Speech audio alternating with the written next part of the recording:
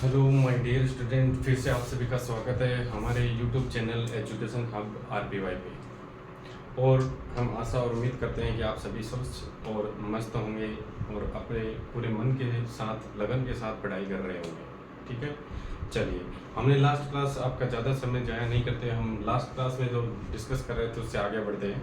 Last हम 12th class के chapter chemical kinetics रासायनिक बलगति के बारे में लगभग सारे चैप्टर के पूरे टॉपिक कवर कर चुके हैं। कुछ एक टॉपिक बचे थे उनको मैं करवा देता हूँ, ठीक है। उसके बाद हम आगे next D and F block में चलते हैं। चलिए, सबसे पहले हमने प्रथम कोटि यानी फर्स्ट ऑर्डर रिएक्शन के लिए, प्रथम कोटि अभिक्रिया के लिए हमने क्या पढ़ा था? एक वेग नियतांक समीकरण पढ़ा था।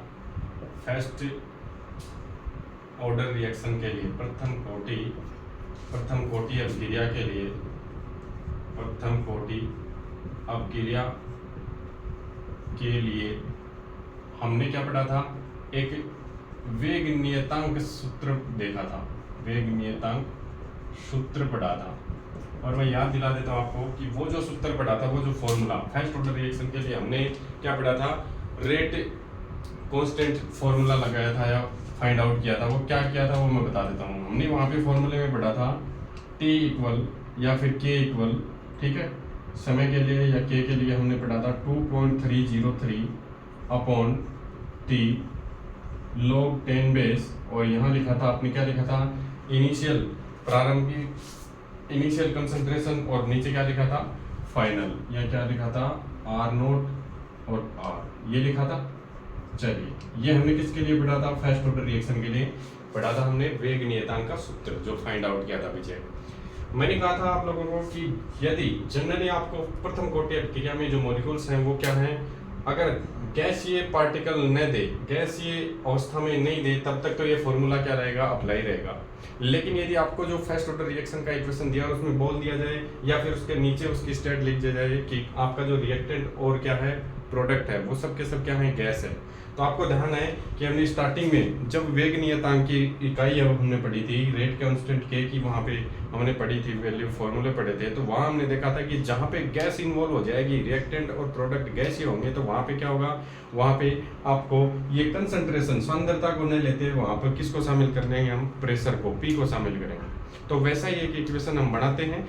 एक हमेशा आप ध्यान रखना कि प्रथम कोटि अभिक्रिया के लिए यदि क्वेश्चन में बोला नहीं गया है या फिर नहीं दिया गया है कि उसकी स्टेट गैसीय अवस्था है या गैस स्टेट है किसकी, रिएक्टेंट और मॉलिक्यूल की, तब तक आप ये फॉर्मूला अप्लाई करते रहेंगे। लेकिन यदि क्या जाए, गैसीय फॉर्म में आ जाए रिएक्टेंट भी और प्रोडक्ट भी, तब आपको ये फॉर्मूला अप्लाई नहीं करना है। दूसरी बात, प्रत्येक इक्वेशन के लिए आपको जो समीकरण दी हुई होगी एग्जाम में, उस एग्जाम में दी हुई समीकरण के आधार पर आप उसका फॉर्मूला क्या करेंगे? उस समय क्या करेंगे? फॉर्मेशन करेंगे उस फॉर्मूले का, उस समय उसको बनाना पड़ेगा, ठीक है। जैसे मैं एक एग्जांपल आपको करवा देता हूँ।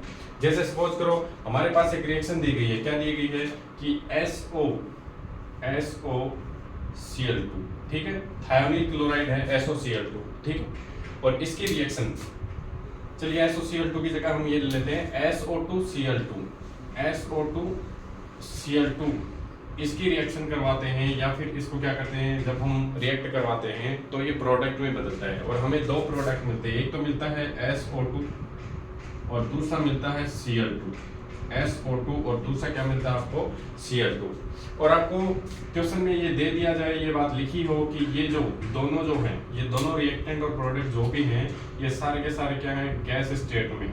इसकी भी गैसीय अवस्था है, इसकी भी गैसीय अवस्था है। आपको बोल कर नहीं के स्टेटमेंट के रूप में नहीं के, सिर्फ इक्वेशन दिया गया है, तो इक्वेशन को देखकर भी आप पहचान सकते हैं कि इसमें जो रिएक्टेंट और प्रोडक्ट हैं वो सब के सब क्या हैं? गैस स्टेट में। जब भी गैस अवस्था में होंगे तो ये कंसंट्रेशन नहीं शो करेंगे, वहां इनके प्रेशर की बात करेंगे। किसकी बात करेंगे? प्रेशर की। क्योंकि हमने पीछे जब वेग नियतांक की यूनिट पढ़ी थी, वहां भी देखा था हमने कि क्या लिखेंगे वहां पे? एटमॉस्फेयर पर सेकेंड लिखेंगे, ठीक है, प्रेशर, ठीक है। तो ऐसा ही यहाँ पे। चलिए, इसके लिए फॉर्मूला कैसे बनाएं? देखो, बिल्कुल सारा सेम है, बस हल्का सा अंतर है, उसको हम यहाँ पे नोटिस कर लेंगे कि कैसे बनाया जाता है। सबसे पहले आपको पता है कि आप हमेशा क्या लिखते हैं? T इक्वल टू 0 समय, T इक्वल टू 0 टाइम पर, यानी जब आपकी अभिक्रिया शुरू नहीं हुई उस समय आप क्या लिखेंगे? अभिकारक की सांद्रता लिखते थे, और यहाँ सांद्रता की जगह क्या आएगा? अभिकारक का दाब या प्रेशर, और इधर क्या लिख देंगे? उत्पाद का दाब या प्रेशर। का दाब। ध्यान रखना जब प्रेशर गैस की बात आए तभी ये फॉर्मूला अप्लाई होगा, वरना जनरल वो फॉर्मूला अप्लाई रहेगा। चलिए t इक्वल 0 समय पर हम बात करें कि अभिकारक का प्रेशर, तो मैं मान लेता हूँ प्रारंभ में प्रेशर P है और वहां क्या लगा रहे थे, नोट लगा रहे थे, तो यहाँ हम मान लेते हैं P इनिशियल, ठीक है, I लगा देता हूँ। इनिशियल का मतलब क्या है, प्रारंभिक, तो मैं मानता हूँ P इनिशियल जब आपका रिएक्टेंट ही था, प्रोडक्ट नहीं बना था, 0 समय पर यानी अभिक्रिया स्टार्ट नहीं हुई थी, उस समय रिएक्टेंट का टोटल जो प्रेशर था या प्रारंभिक प्रेशर था P इनिशियल, वो क्या है, PI मान लिया। फिर हम मानेंगे कि उस समय आपके जो रिएक्टेंट है, रिएक्टेंट के अलावा जो प्रोडक्ट है, दो बन रहे हैं तो दो मान लेंगे, दोनों की कंसंट्रेशन उस समय क्या रहेगी, 0 रहेगी। क्या रहेगी, 0 0, ठीक है, यानी SO2 भी नहीं बनेगा, Cl2 भी नहीं बनेगा, क्योंकि उस समय उनकी कंसंट्रेशन का मतलब है प्रेशर, उस समय उनका प्रेशर क्या रहेगा, 0, क्योंकि जब तक आपकी रिएक्शन स्टार्ट ही नहीं हुई उस समय SO2 Cl2 बने ही नहीं, तो उनका प्रेशर कहाँ से होगा, 0 ही होगा। केवल जो बीकर है, कंटेनर है, उसमें किसका प्रेशर रहेगा, PI का, ठीक है, PI का मतलब है इनिशियल प्रेशर रहेगा किसका, SO2 Cl2 का।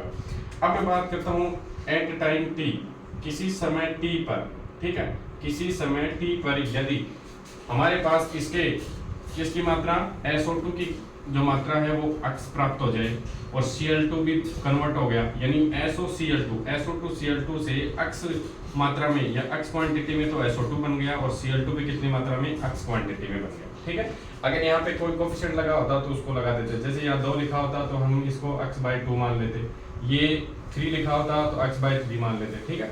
अब चलिए, ये इसकी इतनी क्या है, क्वांटिटी हो गई। तो क्वांटिटी की हम बात कर रहे हैं, तो इसका जो फाइनल जो बचेगा हमारे पास, जो लास्ट प्रेशर बचेगा, तो हम क्या लिखते हैं, P इनिशियल में से हमेशा क्या करते हैं हम, ये जो शेष बचा होता है इसको माइनस करते हैं, किसको माइनस करते हैं, इसको माइनस करते हैं, ठीक है। तो यहाँ पे हम किसको माइनस करेंगे, ये दोनों का प्रेशर क्या मान लेता हूँ मैं, अक्स है, ठीक है, उसको माइनस करेंगे, तो ये फाइनल प्रेशर है, ये इनिशियल है, अंतिम, ये प्रारंभिक या अंतिम, ठीक है। चलिए, इसके लिए फॉर्मूला जब भी लिखेंगे तो आप सबसे पहले आपको क्या निकालना है, P टोटल निकालना पड़ेगा। क्या निकालना पड़ेगा, P टोटल, क्योंकि हमें देखो यही फॉर्मूले में सारी चीजें रखनी है, ठीक है। मान लो इस फॉर्मूले में मैं यहाँ पुट करूँ, तो आप क्या करेंगे, सबसे पहले आप लिखेंगे K, ठीक है, फिर आप लिखेंगे 2.303 और ये आपने लिखा टाइम T, फिर लिखेंगे आप log 10 डेस और ऊपर लिखेंगे आप सिर्फ क्या करना है, जहाँ पे कंसंट्रेशन R है वहां पे प्रेशर लिख लेंगे। तो वहां पे क्या था, R नोट, ठीक है, क्या था, R नोट, और यहाँ पे हमने प्रारंभिक को क्या माना है, PI प्रेशर, ठीक है, P इनिशियल, तो यहाँ PI रख देंगे प्रारंभिक की जगह। नीचे क्या आएगा, अंतिम और फाइनल, तो फाइनल प्रेशर कैसे आएगा, फाइनल ये है हमारे पास, क्या है, ये रहा, क्या है, PI माइनस एक्स प्रेशर किसका है, ये जो प्रेशर है, ये प्रेशर किसका है, प्रोडक्ट का, ठीक है। चलिए, यहाँ तक ये फॉर्मूला बन गया, लेकिन समस्या हमें यहाँ आके आती है कि हम यहाँ अक्स की वैल्यू क्या पुट करें, क्योंकि हमें किसका प्रेशर चाहिए, हमें तो प्रेशर किसका चाहिए, रिएक्टेंट का, हमें तो प्रेशर किसका चाहिए, इस रिएक्टेंट का चाहिए कि फाइनल प्रेशर क्या बचा। मान लो SO2 Cl2 है, तो SO2 Cl2 बन गए उसमें से, तो हमारे पास जो बचे हुए SO2 का वो प्रेशर कितना बचा भाई, इनके बनने के बाद में शेष जो रिएक्टेंट, इनके बनने के बाद शेष जो अभिकारक बचा उसका प्रेशर निकालना हमें, जबकि ये ऐसे हमारे पास तो नहीं निकल सकता। कैसे नहीं निकल सकता, जब तक एक्स की वैल्यू मौजूद है, एक्स की कुछ वैल्यू नहीं होगी तब तक लास्ट का फाइनल प्रेशर नहीं निकल सकता। इसलिए हमें क्या करना पड़ेगा, इस अभिक्रिया को रस समीकरण स्टोइकोमेट्रिक कोफिशिएंट के आधार पे क्या करना पड़ेगा, सोल्व करना पड़ेगा। तो आपको क्या करना है, यहाँ पे पहले P टोटल निकालना है। तो P टोटल कैसे निकालेंगे, P टोटल हमेशा याद रखना आप कि जो भी आपके फाइनल T समय पे जो भी क्या है रिएक्टेंट का प्रेशर है और जो क्या है प्रोडक्ट का प्रेशर है, सबको ऐड कर लेंगे, सबको क्या कर लेंगे, ऐड कर लेंगे। तो यहाँ पे आप ऐड करेंगे तो क्या आएगा आपके पास, PI minus x plus x, देखो PI minus x plus x और फिर से प्लस एक्स, ठीक है, ऐड किया तो देखो एक्स से एक्स कैंसिल हो गया, क्या बचा आपके पास, P टोटल बराबर P इनिशियल और फिर एक एक्स बच जाएगा प्लस में एक्स। अब ध्यान दीजिए, हमें क्या करना है, हमें यहाँ पे x की वैल्यू, x की जगह x को खत्म करना है, यहाँ पे कोई वैल्यू रखनी है जो x की वैल्यू आएगी। तो x की वैल्यू ऐसे क्या आएगी, साफ साफ दिख रही है कि PI को मैं क्या कर देता हूँ, लेफ्ट साइड में ट्रांसफर कर दूंगा, तो x इक्वल टू क्या आ जाएगा, P टोटल माइनस क्या आ जाएगा, PI। बस इतना ही फर्क आएगा उस समीकरण में और प्रेशर वाले में।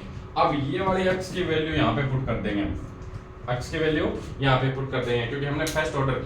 अब आपको अगर पूछना हो कि इसमें क्या क्या चीजें हैं, तो PI क्या है, इनिशियल प्रेशर ऑफ रिएक्टेंट, और PT क्या है, फाइनल प्रेशर, अंतिम दाब है किसका, अभिकारक का, और ये क्या है, प्रारंभिक दाब है। ठीक है, तो दाब को यूज कर लेंगे सिर्फ प्रेशर की जगह, गैसीय इक्वेशन होगी। ऐसा गैसीय समीकरण दे रखा हो जिसमें गैस आपकी क्या हो, रिएक्टेंट भी गैसीय स्टेट में हो और प्रोडक्ट भी गैसीय स्टेट में। अब कुछ नहीं करना, आपको एक्स की वैल्यू पुट करनी है उसमें। तो बताइए ये समीकरण आपके पास क्या आ जाएगा, के इक्वल टू, ये फर्स्ट ऑर्डर रिएक्शन के लिए था, हमने क्या किया, आर की जगह सिर्फ दाब को शामिल कर लेंगे, 2.303, और ये टी आ गया आपका, फिर क्या आ जाएगा log 10 बेस, और यहाँ क्या आ जाएगा पी इनिशियल, नीचे क्या आ जाएगा पी इनिशियल माइनस अक्स की जगह क्या पुट करना है, P total minus P initial, क्या रख देंगे, P total minus P initial. ठीक है, इसको ब्रैकेट में बंद कर देता हूँ मैं। चलिए ये रखना है एक्स की जगह, एक्स की वैल्यू हमने किसमें पुट कर दी, उस समीकरण में। ये समीकरण 1 मान लेते हैं हम, और ये समीकरण क्या मान लेते हैं, 2। ये समीकरण नंबर आपका क्या है, सेकंड। समीकरण सेकंड में क्या कर दिया, यहाँ लिख देता हूँ मैं, इक्वेशन सेकंड में फर्स्ट का मान रखने पर, equation first value put in the equation second. ठीक है, वैल्यू आप पुट करेंगे तो जैसे ही आपके पास क्या आ जाएगा, यहाँ से फॉर्मूला यहाँ पे आएगा k इक्वल टू 2.303, इसको सोल्व कर लेंगे, इसको सोल्व करेंगे तो क्या आएगा, log 10 बेस पी आई। मुझे बताइए यहाँ से अगर माइनस को अंदर मल्टीपल करेंगे तो पी टी तो किसका हो जाएगा, माइनस का, लेकिन पी आई किसका हो जाएगा, प्लस का। तो एक पी आई तो पहले से बाहर, पी टोटल हो गया माइनस का, और पी आई अंदर माइनस और बाहर भी माइनस हो तो किसका हो जाएगा, माइनस माइनस प्लस हो जाएगा, तो क्या आ जाएगा, पी आई, क्या आ जाएगा, पी आई। ठीक है, अब यहाँ से बताइए पी आई कितने हैं, 2 है, तो दोनों को एक साथ लिख देंगे, के इक्वल टू क्या आ जाएगा 2.303 टी, और यहाँ क्या आ जाएगा log 10 बेस, ऊपर क्या आ जाएगा पी इनिशियल, नीचे क्या आ जाएगा आपका, ये आ जाएगा 2p इनिशियल माइनस pt, क्या आ जाएगा pt। बस सिर्फ ये आपका क्या हो गया, फाइनल इक्वेशन होगा, ये आपका क्या हो गया, फाइनल इक्वेशन, और इसमें आप वैल्यू क्या कर लेंगे, मान रख लेंगे, और आपके पास ये आंसर आ जाएगा। बस आपको फर्क क्या रखना है, जहाँ पे गैस को काम मिल रहे थे वहां स्टेट क्या आ जाए, रिएक्टेंट प्रोडक्ट की, यदि क्या आ जाए स्टेट गैस आ गई तो आपको कंसंट्रेशन सांद्रता की जगह प्रेशर को काम मिलना, पहले का प्रेशर पी मान लेंगे, उसके बाद इनका 0 फिर कुछ मात्रा में SO2 बना, Cl2 बना, तो मान लेते हैं उनकी क्वांटिटी क्या है, XX मान ली। यदि यहाँ पे 2 लिखा होता तो x/2 मान लेते, यदि 1/3 कोफिशिएंट होता तो x/3 मान लेते। ठीक है, फिर क्या करते, पी में से इनको घटा देते। ठीक है, पी में से इनको घटा देते, तो कहने का मतलब है कि पी आई, अब कुछ बच्चे ये सोच रहे हैं सर ये अक्सर x तो 2 बार 2x घटनी चाहिए, लेकिन ध्यान रखें हमेशा इनको टोटल करके नहीं घटाएंगे हम, पूरी x क्वांटिटी में से यानी पी में से तो x ही कम हुआ, x क्वांटिटी में से ही SO2 बना है, Cl2, हमारे पास तो सिर्फ x ही कम हुआ, बाकी उसमें से ये पार्ट डिवाइड हो गया इसका। ठीक है, तो इस प्रकार से आप इसको सोल्व करेंगे और ये फॉर्मूला बना लेंगे। ठीक है, चलिए अब एक क्वेश्चन है, न्यूमेरिकल क्वेश्चन, जो स्टूडेंट ने पूछा था मेरे को, तो उसके बारे में एक क्वेश्चन आपको दे रखा है, उनके बारे में हम अध्ययन करते हैं कि उन क्वेश्चन को किस प्रकार से आप हल करेंगे। चलिए, एक न्यूमेरिकल क्वेश्चन दिया गया आपको पीछे बुक के लास्ट में, एनसीईआरटी में कुछ सारणी बनाकर दी हुई है, कुछ टेबल बना के दी गई है, और उसमें क्या दिए गए हैं, क्वेश्चन दिए गए हैं कि उन क्वेश्चन को कैसे हल करना है। तो सबसे पहले आपको क्या करना है, वैसे क्वेश्चन को लिख लेना है कि जो भी आपको दे रखे हैं। जैसे मान लो सपोज करो आपको एक क्वेश्चन दिया है, मैं सारणी बना देता हूँ और उसमें लिख देता हूँ कि क्या क्या है क्वेश्चन। जैसे आपके पास आ गया 2a + b, और ये क्या बना रहे हैं, 2 रिएक्टेंट हैं जो आपस में क्या हो रहे हैं, रिएक्ट हो रहे हैं, और क्या बना रहे हैं, C + D। कह दिया कि ये कोई क्या है, केमिकल इक्वेशन है किसी भी रिएक्शन का। फिर आपको कह रहा है कि पहले प्रयोग में, यानी एक्सपेरिमेंट फर्स्ट, ठीक है, ये एक्सपेरिमेंट की सारणी दे दी, इसमें कंसंट्रेशन दे दी आपको अलग अलग, एक बार A की कंसंट्रेशन दी है, फिर B की दी है, और फिर लास्ट में आपको दिया है अपक्रिया का वेग, रेट क्या है। ठीक है, अपक्रिया की रेट दे रखी है, अपक्रिया की रेट दे रखी अंत में आपको। चलिए, सबसे पहले आपको क्या करना है, दे रखी है वो सारी वैल्यू रख लेनी है, या फिर जो क्वेश्चन में, इतना बड़ा क्वेश्चन हालांकि बोर्ड एग्जाम में नहीं आएगा, फिर भी आपको प्रैक्टिस के लिए बता देता हूँ, बोर्ड एग्जाम में ऐसे क्वेश्चन नहीं पूछे जाएंगे इतने बड़े क्वेश्चन। ठीक है, तो ये दे दिया आपको 0.1, ठीक है, लेकिन फिर भी आपको तैयारी करनी है, तैयार रहना है, आ भी जाए तो उसको सोल्व कैसे करेंगे। 0.3, 0.4, नेक्स्ट दे रखा आपका 0.1, 0.2, 0.2, और इसकी कंसंट्रेशन है 0.4 और 0.1। इनका वेग दे रखा है 6 × 10⁻³ ठीक है। नेक्स्ट दे रखा 7.20 × 10⁻²। 2.20 इंटू 10 की पावर -2।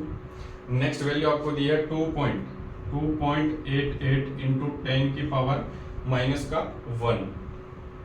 नेक्स्ट दिया है 2.40 इंटू 10 की पावर आपको दे रखी है -2।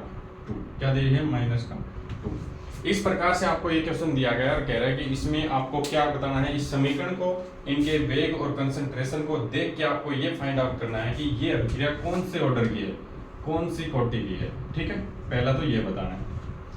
तो ऐसे समीकरण को आपको हल कैसे करना है? सबसे पहले आपको क्या करना है, अवकल समीकरण बनाने हैं। क्या बनाने हैं? अवकल समीकरण। तो अवकल समीकरण आप जानते हो, इस समीकरण को देख के बना सकते हैं ना भाई। आपको क्या करना है, डिफरेंशियल इक्वेशन बनाने हैं। तो अवकल समीकरण कैसे बनेगा? सबसे पहले इसको बनाएंगे तो क्या बनाएंगे, यहाँ पे a की पावर क्या आ जाएगी 2, ठीक है, प्लस क्या आएगा, रेट। ऐसे बनाते हैं आप अवकल समीकरण बनाने। क्या बनाने हैं? अवकल समीकरण। अवकल समीकरण, अवकल समीकरण कैसे बनाते हैं आप देखो। सबसे पहले आप क्या लिखते हैं, रेट को। किसको लिखते हैं? रेट। समानुपाती चिन्ह आता है, फिर इनकी कंसंट्रेशन। तो समानुपाती को सीधा हटा के मैं लिख देता हूँ, क्या लिखता हूँ यहाँ पे k, ठीक है, और इसको रेट को मैं r1 मान लेता हूँ, ठीक है, और कांस्टेंट k है। फिर क्या लिखेंगे यहाँ पे, कंसंट्रेशन ऑफ a की कंसंट्रेशन, फिर क्या लिखेंगे, b की कंसंट्रेशन। अब देखो आपको क्या कह रहा है, ये कह रहा है a के रेस्पेक्ट में समीकरण देख के आपको पता चल रहा है क्या। अब कुछ बच्चे कहेंगे सर 2 लगा कोफिशिएंट, तो आप 2 लगा सकते हो। नहीं, मैंने पहले भी कहा था कि आप किसी भी समीकरण को देखकर अभिक्रिया की कोटि को क्या है, निर्धारित नहीं कर सकते। आपको यही तो पूछना चाह रहा है इस क्वेश्चन में। तो कैसे होगा, हम इसको अभी करते हैं।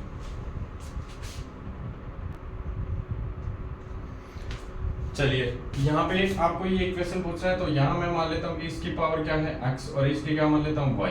ये हम रेट इक्वेशन बनाएंगे, ठीक है। यहाँ से हम नॉर्मल जनरल जो रेट इक्वेशन लिखते हैं वो मैंने लिखी है, ठीक है। अब चलिए, पहली शर्त के अनुसार, यानी पहली कंडीशन के अनुसार पहले का समीकरण क्या बनेगा बताइए। तो आपके पास क्या आएगा, रेट। इधर तो रेट लिखनी है, रेट दे रखी है, ये दे रखी है, कितनी है, 6 पॉइंट नहीं है, 6 इंटू 10 की पावर क्या है, -3 इक्वल, ये रेट लिख दी। फिर क्या आएगा, k, फिर a की कंसंट्रेशन आपको दे रखी है, देखो ये रही 0.1, और फिर क्या जाएगा x, और b की कंसंट्रेशन 0.1, ये y। ये पहली कंडीशन के अनुसार समीकरण हो गया। इसी प्रकार दूसरी के अनुसार रेट क्या लिखेंगे, 7.20 इंटू 10 की पावर -2 इक्वल k। फिर दूसरी की जगह दूसरी की कंसंट्रेशन a की क्या है, 0.3, इसमें भी क्या लगेगा, x। फिर क्या है 0.2, इसमें क्या लगा देंगे, y। ये आपका दूसरा इक्वेशन तैयार हो गया। तीसरा भी इसी प्रकार 2.8, इधर मैं लिख रहा हूँ, ध्यान दीजिए, इधर मैं रेट लिख रहा हूँ, ठीक है, और जिसकी रेट लिख रहा हूँ उसी की कंसंट्रेशन को काम में ले रहा हूँ, ठीक है, इंटू 10 की पावर -1 इक्वल टू k। अब कंसंट्रेशन देखो, इसकी काम में ले रहा हूँ तो इसी की कंसंट्रेशन लिखूंगा, रेट इसी की लिखी है, तो ये आ गया x, और यहाँ b की क्या है 0.4, क्या है 0.4, और ये आ गया y। ये आपका कौन सा समीकरण नंबर 3। फिर इसी प्रकार चौथा समीकरण लिख देंगे, 2.40 इंटू 10 की पावर -2, क्या जाएगा k। अब यहाँ से कंसंट्रेशन 0.4 x, और यहाँ क्या जाएगा 0.1 y, और ये समीकरण नंबर क्या हो गया, 4। चलिए, अब कोई भी 2 समीकरण को आप ले सकते हैं। तो 2 समीकरण को लेके आपको क्या करना है, या तो x और y की वैल्यू देख लो, कोई भी 2 समीकरण में x y की वैल्यू सेम है, या तो उनको डिवाइड कर लो, या अपनी मर्जी से किसी को भी कर सकते हो। तो मैं यहाँ पे क्या करता हूँ, समीकरण 2 में 1 का भाग लगाता हूँ, क्योंकि संख्या समीकरण 2 में देखो मुझे बड़ी दिखाई दे रही, 7.20 है, ये क्या छोटा है, तो मैं बड़ी संख्या में छोटे का भाग लगा रहा हूँ। तो मैंने यहाँ क्या लिखा, समीकरण 2 में, इक्वेशन 2 में डिवाइड कर रहा हूँ किसका, फर्स्ट का, ठीक है।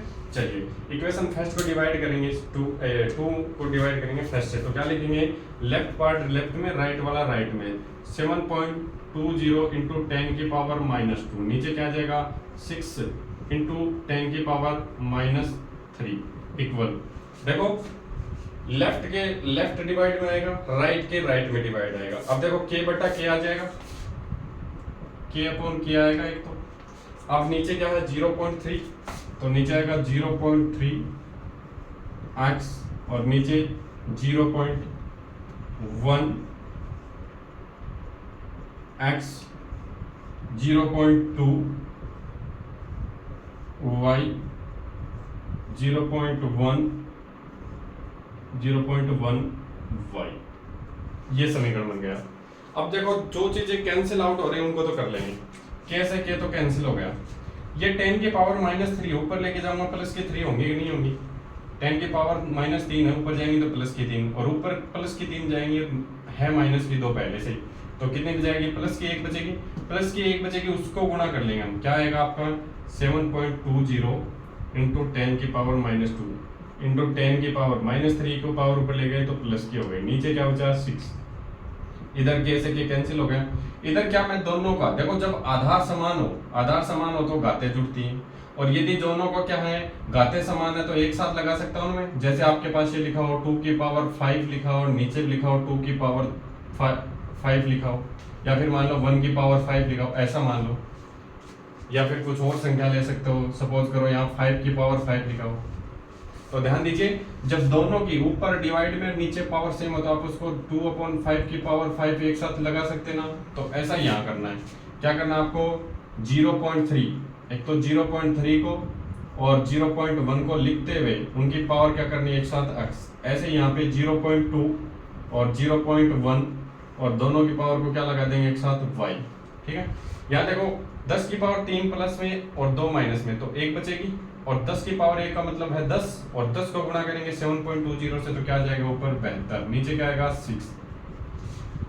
इधर करेंगे तो इधर बताइए आपके पास क्या आएगा। इधर यदि इसको आप सोल्व करेंगे तो देखो 0.1 यानी 0 के एक अंक छोड़ने के बाद ही डेसिमल है, इधर भी एक अंक छोड़ कर क्या है डेसिमल है, और ऊपर वाली संख्या में भी एक अंक छोड़ के डेसिमल है। इसका मतलब पॉइंट से पॉइंट कैंसिल, और 3 में 1 का भाग लगाएंगे तो 3, तो यहाँ क्या आ जाएगा 3 और उसकी पावर x आ जाएगी। इधर लगाएंगे तो सेम ऐसा ही रहेगा, बस नीचे क्या आ जाएगा 1 का डिवाइड करेंगे तो क्या आएगा 2 और पावर क्या आ जाएगी y। ठीक है, इसको कैंसिल करेंगे तो 12 6 की 72, 12 आएगा कि नहीं आएगा, 12 आ गया। 12 में लिखेंगे और इधर 3 की पावर x और क्या आ जाएगा 2 की पावर y। चलिए सबसे पहले तो आपको क्या करना है, इस 3 को ऐसे ही डिवाइड करना है, टुकड़े बनाने हैं कि इसका क्या बन जाए 2 और 3 फैक्टर।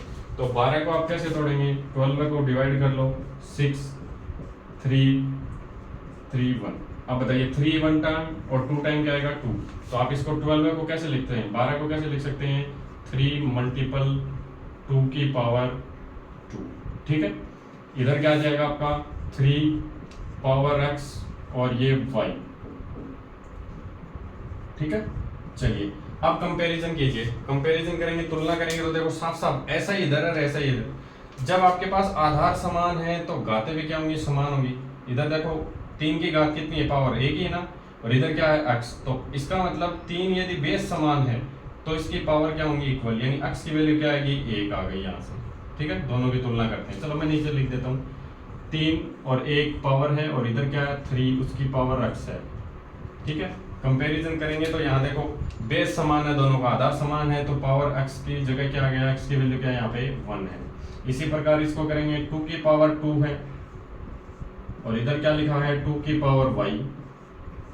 तो बताइए बेस सेम है तो घातें क्या होगी, y बराबर क्या आ जाएगा 2। अब बताइए x और y की वैल्यू आ गई, और यही हमने क्या मानी थी अब क्रिया की कोटि यानी ऑर्डर ऑफ रिएक्शन, तो निकाल लेंगे। अब यहाँ से x और y को जोड़ लेंगे तो ऑर्डर ऑफ रिएक्शन हो जाएगा। तो x प्लस y करेंगे तो क्या आ जाएगा, अब क्रिया की कोटि x की वैल्यू क्या है 1, y की क्या है 2, तो 3। इस प्रकार से क्रिया कोटि क्या होगी 3। इस प्रकार से ऐसे न्यूमेरिकल को आप सॉल्व करेंगे। ठीक है, चलिए नेक्स्ट हम बात कर रहे थे अपनी अंतिम क्लास में, कुछ हमने बात की थी किसकी, एक तो दहलीय आवर्ती की और एक बात की थी हमने किसकी, संकीर्ण ऊर्जा की। ठीक है, एक्टिवेशन एनर्जी की और थ्रेशोल्ड एनर्जी की। चलिए हम फिर से एक बार थोड़ा सा मैं रिवाइज करा देता हूँ। सबसे पहले तो दहलीय आवर्ती क्या होती है उसके बारे में हम बात करते हैं। दहलीय आवर्ती जो होती है वह मिनिमम ऊर्जा होती है, वह न्यूनतम ऊर्जा होती है जो किसी अभिकारक को उत्पाद में बदलने के लिए आवश्यक होती है। दहलीय ऊर्जा क्या होती है, किसी भी रिएक्टेंट को प्रोडक्ट में कन्वर्ट करने के लिए आवश्यक है न्यूनतम ऊर्जा। ठीक है, किसी भी रिएक्टेंट को प्रोडक्ट में, कोई भी रिएक्टेंट है उसको दी जाने वाली वह न्यूनतम ऊर्जा जिससे वो रिएक्टेंट किस में कन्वर्ट हो जाए, प्रोडक्ट में बदल जाए, तो वही क्या कहलाएगी, दहलीय ऊर्जा कहलाएगी, जिसे हम क्या लिखते हैं TH थ्रेशोल्ड एनर्जी बोलते हैं। TH थ्रेशोल्ड एनर्जी इक्वल क्या होती है, रिएक्टेंट की खुद की एनर्जी प्लस हाथ में दी गई एक्टिवेशन एनर्जी। ठीक है, ये क्या होती है दहलीय आवर्ती, इसे क्या कहते हैं ये तो आ गया आपकी थ्रेशोल्ड एनर्जी, देहली ऊर्जा। ER क्या है? अभिकारक की ऊर्जा, रिएक्टेंट की एनर्जी, अभिकारक की ऊर्जा। और ये EA क्या है? संकीर्ण ऊर्जा, ठीक है, एक्टिवेशन एनर्जी। तो ध्यान रहे, किसी भी अभिकारक को मान लो सपोज करो आपके पास, ग्राफ से समझिए ये बात को, ये कोई रिएक्शन है, ठीक है, यहां कोई रिएक्टेंट है आपका, ये कोई रिएक्टेंट था A, ठीक है, इस रिएक्टेंट को प्रोडक्ट B में कन्वर्ट करने के लिए, ये आपका प्रोडक्ट है, क्या है? प्रोडक्ट या उत्पाद, और ये क्या है आपका? अभिकारक या रिएक्टेंट, ठीक है। तो किसी भी अभिकारक को उत्पाद में बदलने के लिए दी जाने वाली न्यूनतम ऊर्जा, दी गई न्यूनतम ऊर्जा ही क्या कहलाती है? उसकी टोटल दी जाने वाली ऊर्जा ही क्या कहलाती है? उसकी देहली आवर्ती कहलाती है। कहने का मतलब है जितनी ऊर्जा खुद की है, ये तो ER हो गई, एनर्जी ऑफ रिएक्टेंट, और ये क्या होती है? EP, energy of product. तो रिएक्टेंट की ऊर्जा और साथ में दी गई एक्स्ट्रा ऊर्जा, न्यूनतम ऊर्जा, वो दोनों का योग ही क्या कहलाता है? देहली आवर्ती कहलाता है। और पूछा जाए कि ये एक्टिवेशन एनर्जी क्या होती है, तो किसी भी रिएक्टेंट को, किसी भी अभिकारक को उत्तेजित करने के लिए, या फिर कह सकते हैं एक्साइटेड करने के लिए, किसी भी अभिकारक को एक्साइटेड करने के लिए, या फिर एक्टिव कॉम्प्लेक्स में बदलने के लिए, या फिर कह सकते हैं संक्रमण अवस्था में लाने के लिए, ट्रांजिशन स्टेट में लाने के लिए जितनी मिनिमम एनर्जी उसको दी जाती है, वो उसकी क्या कहलाती है? वो उसकी एक्टिवेशन एनर्जी। जैसे मान लो ये अभिकारक था, इसमें इतनी एनर्जी नहीं थी कि ये उत्पाद में बदल जाए, तो हमने क्या किया? इसको कुछ ऊर्जा गेन कर दी, उसको ऊर्जा दे दी, इतनी ऊर्जा मान ली थी हमने, ये ऊर्जा उसको दे दी, इतनी ऊर्जा देने के बाद वो प्रोडक्ट में बदला। तो ये जो मिनिमम एनर्जी जो दी हमने, वो क्या कहलाती है? इसके लिए संकीर्ण ऊर्जा, जो इसको पहले क्या ले गई? संक्रमण स्टेट में, यानी संक्रमण अवस्था में, ट्रांजिशन स्टेट में ले गई, और उसके बाद में उसको किस में कन्वर्ट कर दिया? प्रोडक्ट में। और ये जो पूरी एनर्जी रिएक्टेंट की प्लस जो दी गई एक्स्ट्रा एनर्जी, दोनों का योग ही क्या कहलाता है? थ्रेशोल्ड एनर्जी कहलाता है, देहली ऊर्जा कहलाता है। चलिए नेक्स्ट हम बात कर रहे थे कि किसी भी अभिक्रिया में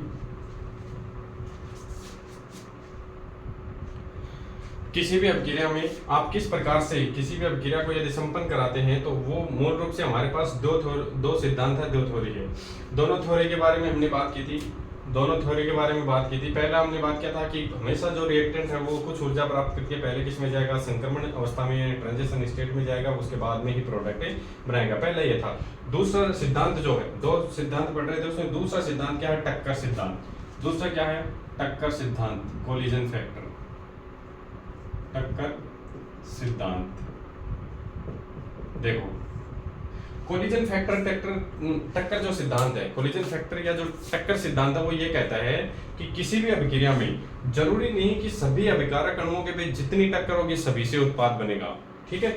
ये कहता है कि किसी भी रासायनिक अभिक्रिया को संपन्न होने के लिए अभिकारक अणुओं के मध्य टक्कर का होना आवश्यक है, परंतु ऐसा नहीं कि सभी टक्करों से ही प्रोडक्ट बनेगा।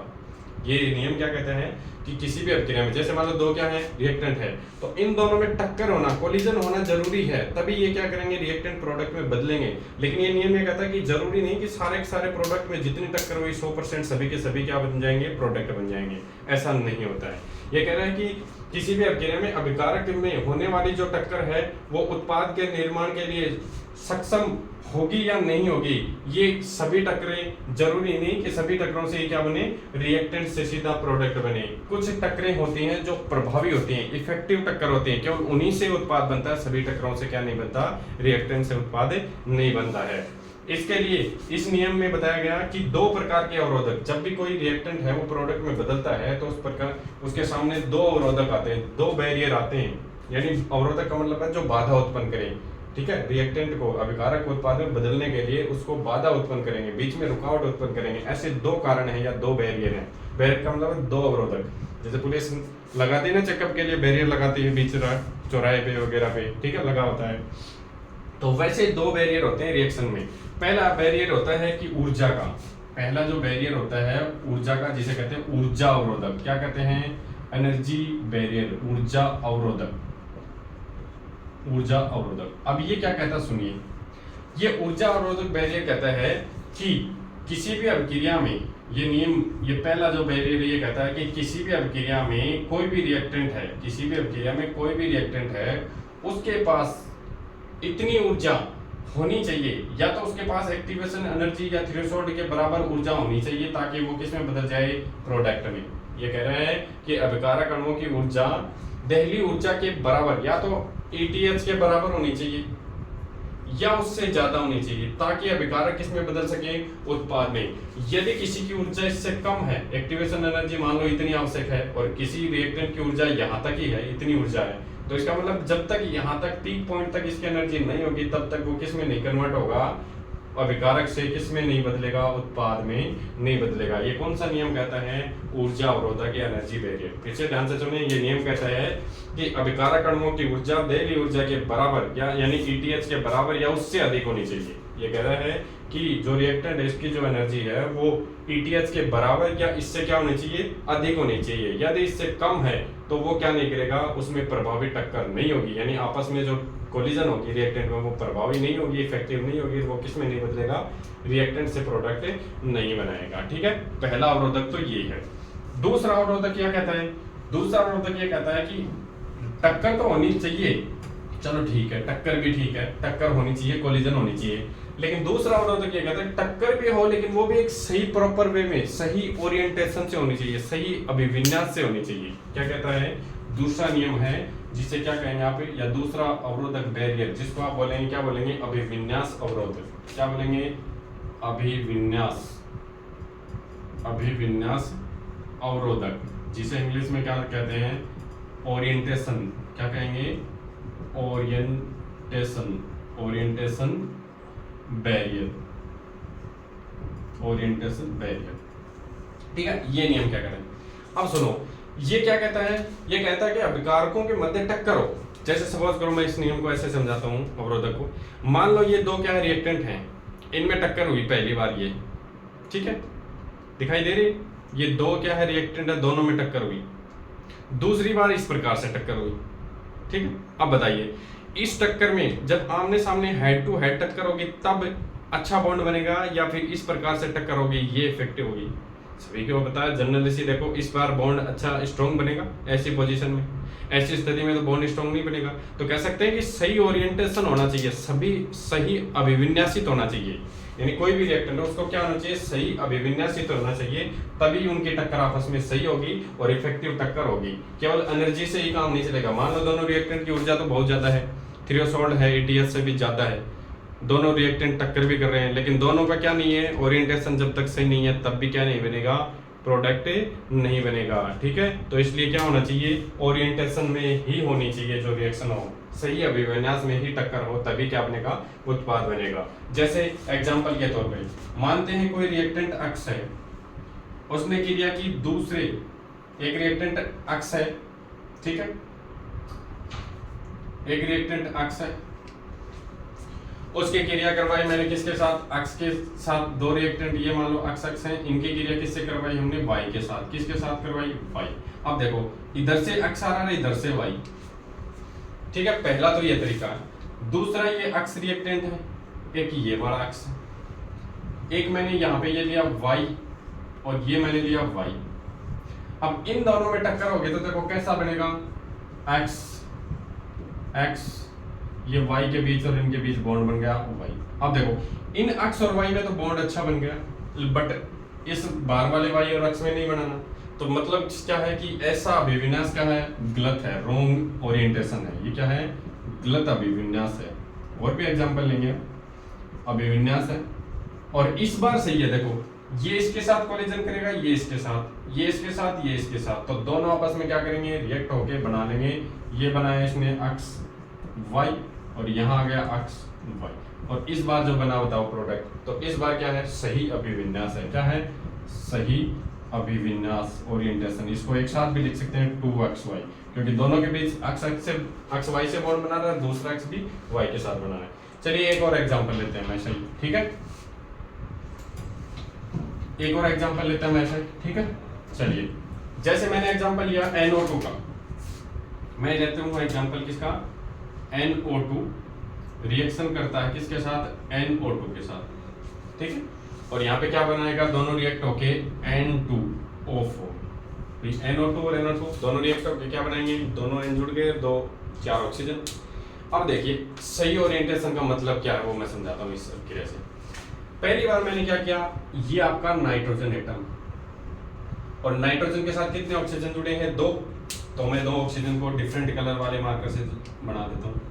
ये ऑक्सीजन आपका, ठीक है, एक ऑक्सीजन ये वाला हो गया।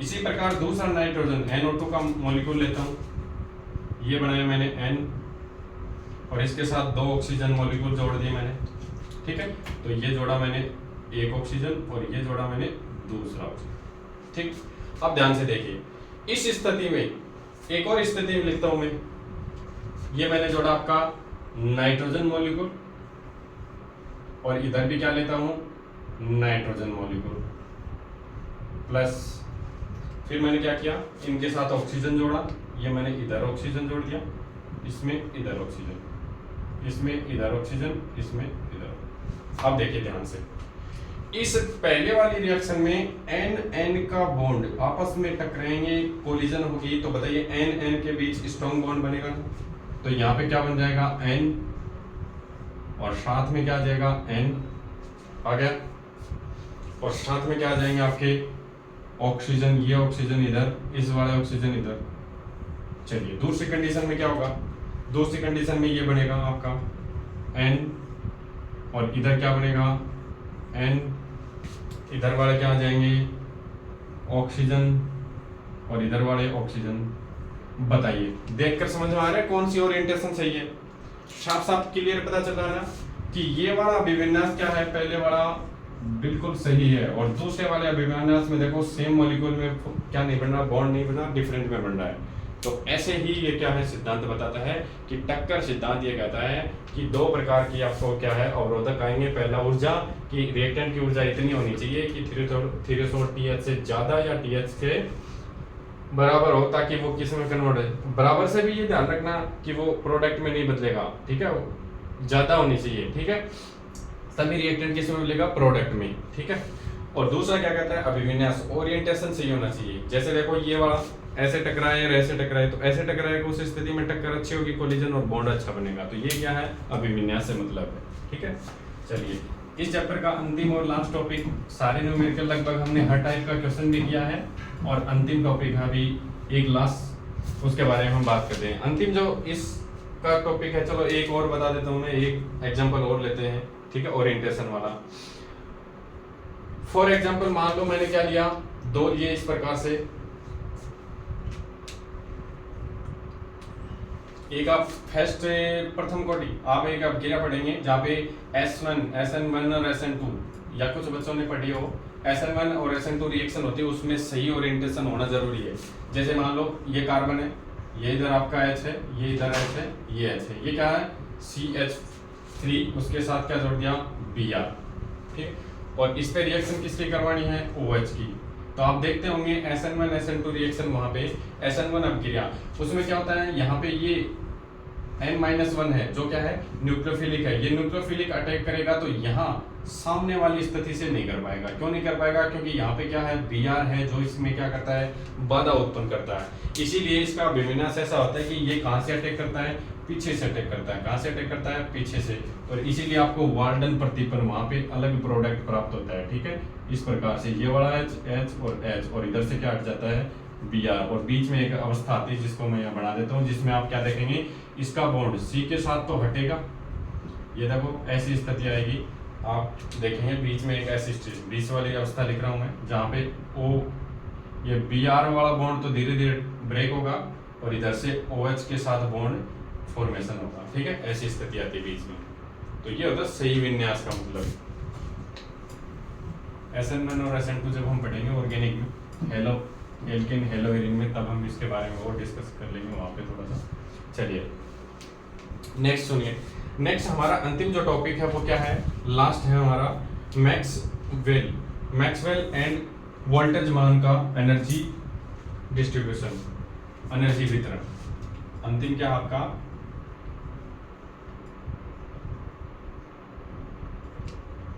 मैक्सवेल और वोल्टेज मान का ऊर्जा वितरण ग्राफ, ऊर्जा वितरण आरेख, ऊर्जा वितरण आरेख। देखो आपने वहां देखा होगा एक इस प्रकार का ग्राफ दिया गया है,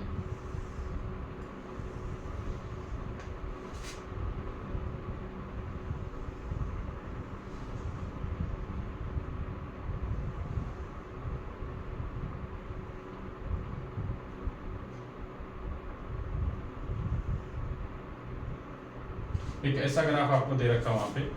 सबसे पहले आपको यह समझना है कि इधर तो क्या ले रहे हैं, काइनेटिक एनर्जी को, काइनेटिक एनर्जी, काइनेटिक ऊर्जा का मतलब है गतिज ऊर्जा को।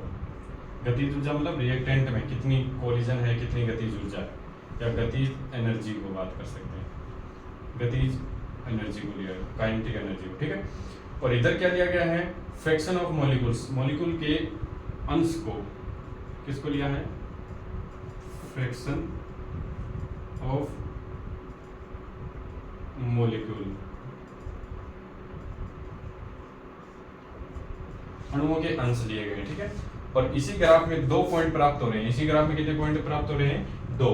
मोस्ट पॉसिबिलिटी ऑफ, लिख देता हूं मैं इसको, most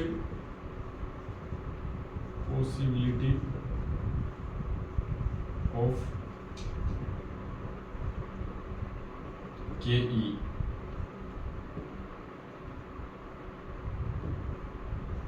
T plus 10 degree Celsius,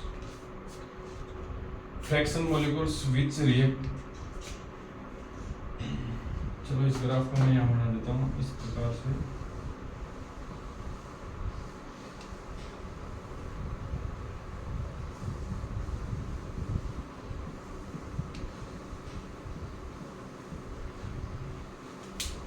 ये आपका ग्राफ बन के तैयार हो गया इस प्रकार से। ऐसा ग्राफ आपको वहां दे रखा है मैक्सवेल वोल्टेज मान का, ठीक है, मैक्सवेल वोल्टेज मान।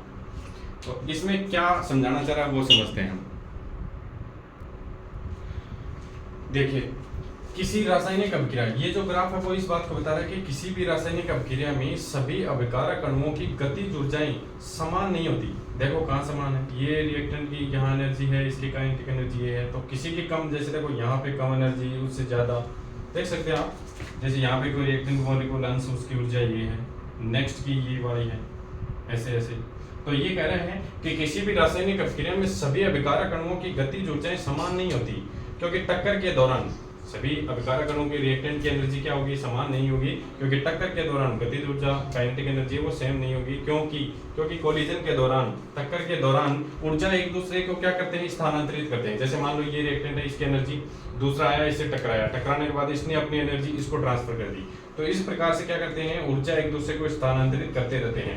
अभिकारक अणु तथा गतिज ऊर्जा के मध्य आरेख खींच के, यानी उसने क्या किया, अभिकारक अणु, मैंने बताया था फ्रैक्शन ऑफ मॉलिक्यूल, ये अभिकारक अणुओं के क्या है, अंश है, और ये क्या है, गतिज ऊर्जा। उसने क्या किया था, मैक्सवेल और वोल्टेज मान ने आपसे पूछ लिया जाए किसके बारे में अध्ययन किया था, आप कहेंगे अणुओं की गतिज ऊर्जा और अभिकारक अणुओं के मध्य एक आरेख बनाया था, ठीक है, जिसे क्या कहते हैं, मैक्सवेल वोल्टेज वक्र कहते हैं।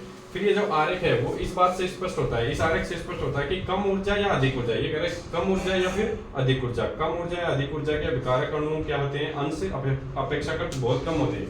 ये क्या कहना चाह रहे हैं कि कम काइनेटिक एनर्जी के और हाई काइनेटिक एनर्जी के मॉलिक्यूल्स, देखो यहाँ पे क्या है, रिएक्टेंट मॉलिक्यूल कम है और इधर हाई एनर्जी वाले। तो ये कह रहे हैं कि कम ऊर्जा और अधिक ऊर्जा वाले अभिकारक अणुओं का अंश क्या होता है, बहुत ही कम होता है। अधिकांशतः अभिकारक अणुओं की गतिज ऊर्जा वो क्या होती है, मध्यम होती है। क्या होती है, मध्यम। देखो बीच वाला टॉप है ना, तो देखो रिएक्टेंट यहाँ भी कम है, इधर भी कम है, तो कम ऊर्जा और ज्यादा ऊर्जा वाले मोल क्या पार्टिकल कम है, लेकिन मैक्सिमम जो फ्रैक्शन ऑफ मॉलिक्यूल्स है, मैक्सिमम अभिकारक के जो अणु हैं वो कैसे हैं, मध्यम गतिज ऊर्जा वाले हैं। और इस मध्यम गतिज ऊर्जा को क्या कहते हैं, ये जो मोस्ट पॉसिबिलिटी, इसको कहते हैं अति संभाव्य गतिज ऊर्जा। क्या कहते हैं इसको बोलते हैं अति संभाव्य गतिज ऊर्जा। अति संभाव्य गतिज ऊर्जा, इसी को कहते हैं most possibility of kinetic energy, ठीक है, मध्यम गतिज ऊर्जा को दर्शाते हैं। और इस ग्राफ से यह स्पष्ट होता है, ये क्या कह रहा है कि इस ग्राफ से यह स्पष्ट होता है कि रिएक्टेंट का ये टेम्परेचर यदि 10 डिग्री सेल्सियस बढ़ा दे तो अभिक्रिया का वेग क्या हो जाता है, लगभग दुगुना हो जाता है या वेग दोगुना हो जाता है, ये बात बताता है। ठीक है, इसी के साथ ये चैप्टर संपन्न हो गया है। किसी भी न्यूमेरिकल में, किसी भी कोई टॉपिक में यदि दिक्कत है तो आप मैसेज कर सकते हैं। इसी के साथ नेक्स्ट हम बात करते हैं अगले लेक्चर में डी और एफ ब्लॉक की। धन्यवाद।